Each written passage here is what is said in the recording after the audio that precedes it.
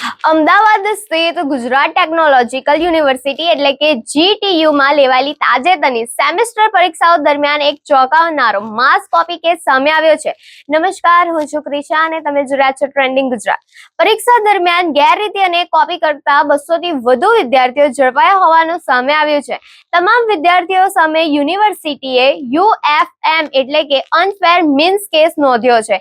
હવે આગામી 6 અને 7 જુલાઈએ તેમની સુનાવણી હાથ ધરાશે, જેમાં વિદ્યાર્થીઓએ પોતાનો પક્ષ રજૂ કરવાની તક આપવામાં આવશે. સમગ્ર મામલે શિક્ષણ જગતમાં ભારે ચર્ચા શરૂ થઈ છે.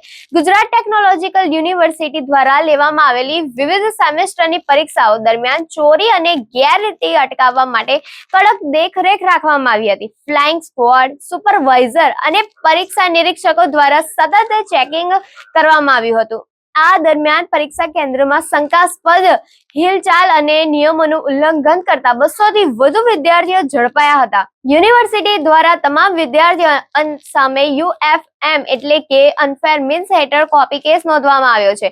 મોબાઈલ ફોન, ચિઠ્ઠીઓ, ગેરકાયદેસર નોંધો અથવા અન્ય માધ્યમથી પરીક્ષામાં ગેરરીતિ કરવાનો પ્રયાસ કરવામાં આવ્યો હોવાની શંકાના આધારે આ કાર્યવાહી કરવામાં આવી હોવાનું જાણવા મળ્યું છે. આટલી મોટી સંખ્યામાં વિદ્યાર્થીઓ સામે કોપી કેસ નોંધાતા સમગ્ર શિક્ષણ ક્ષેત્રમાં ચકચાર મચી ગઈ છે. પરીક્ષાની વિશ્વસનીયતા અને પારદર્શિતા જાળવવા માટે GTU આ વખતે કડક વલણ અપનાવ્યું હોવાનું માનવામાં આવી રહ્યું છે. હવે યુનિવર્સિટી દ્વારા આગામી 6 અને 7 જુલાઈના રોજ ખાસ હિયરિંગનું આયોજન કરવામાં આવ્યું છે. આ સુનાવણી દરમિયાન દરેક વિદ્યાર્થીએ પોતાનો પક્ષ રજૂ કરવાની તક આપવામાં આવશે. જો કોઈ વિદ્યાર્થી પાસે પોતાનો બચાવ રજૂ કરવા માટે પુરાવા હશે તો સમિતિ તેની પણ તપાસ કરશે. હિયરિંગ પૂર્ણ થયા બાદ નિમાયેલ સમિતિ તમામ પુરાવા, પરીક્ષા કેન્દ્રના અહેવાલ અને વિદ્યાર્થીઓની રજૂઆતોનું મૂલ્યાંકન કરશે.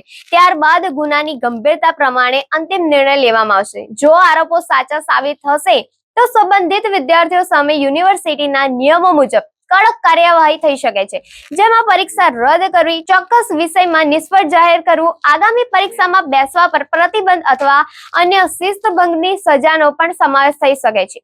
GTU દ્વારા સ્પષ્ટ સંદેશ આપવામાં આવ્યો છે કે પરીક્ષામાં કોઈ પણ પ્રકારની ગેરરીતિને સહન કરવામાં આવશે નહીં અને ભવિષ્યમાં પણ પારદર્શક અને નિષ્પક્ષ પરીક્ષા વ્યવસ્થા જાળવવા માટે આવી કાર્યવાહી સતત ચાલુ રહેશે. હવે સૌની નજર 6 અને 7 જુલાઈની સુનાવણી પર રહેશે, જ્યાં વિદ્યાર્થીઓની રજૂઆતો બાદ GTU અંતિમ નિર્ણય જાહેર કરશે. શું વિદ્યાર્થીઓને રાહત મળશે કે પછી કડક કાર્યવાહી થશે તે હવે આગામી દિવસોમાં સ્પષ્ટ થશે. નમસ્કાર.